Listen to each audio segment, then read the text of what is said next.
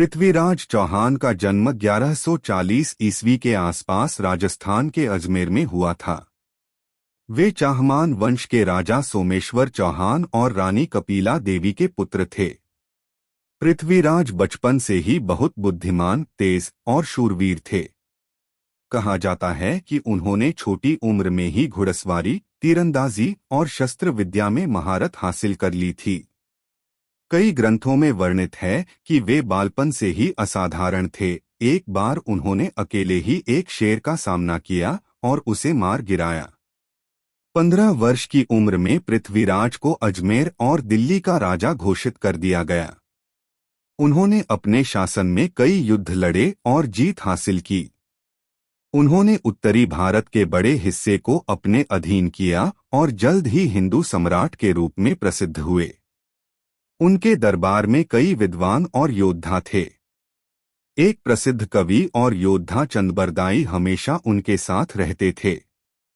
चंदबरदाई ने पृथ्वीराज रासो नामक प्रसिद्ध ग्रंथ की रचना की, जिसमें पृथ्वीराज की वीरता और जीवन का वर्णन है। पृथ्वीराज की प्रेम कहानी भी बहुत प्रसिद्ध है।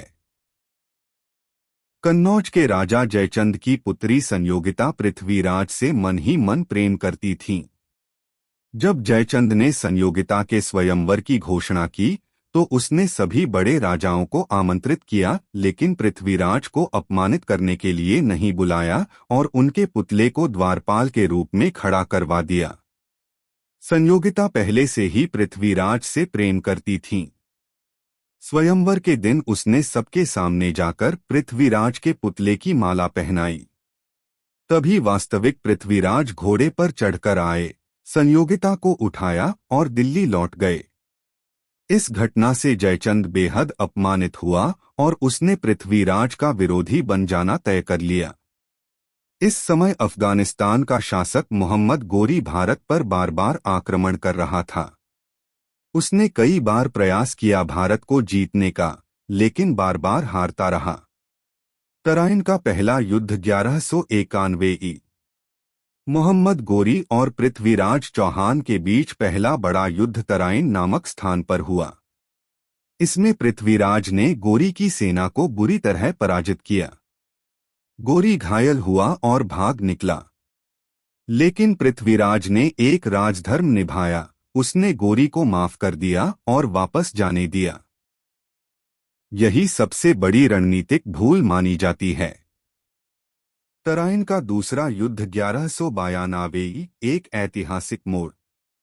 एक साल बाद मोहम्मद गोरी ने फिर से हमला किया, इस बार जयचंद जैसे हिंदू राजाओं की मदद से।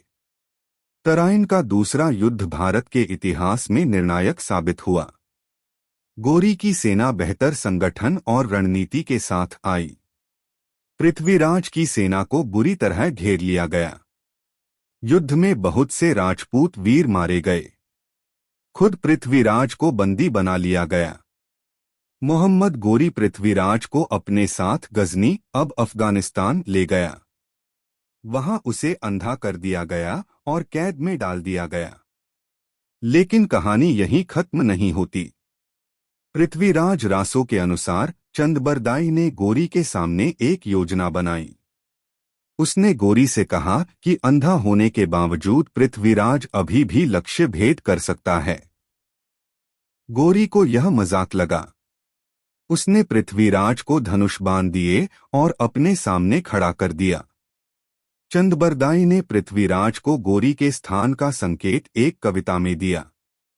4 बांस 24 गज अंगुल अष्ट प्रमाण, ता ऊपर सुल्तान है मत चूको चौहान।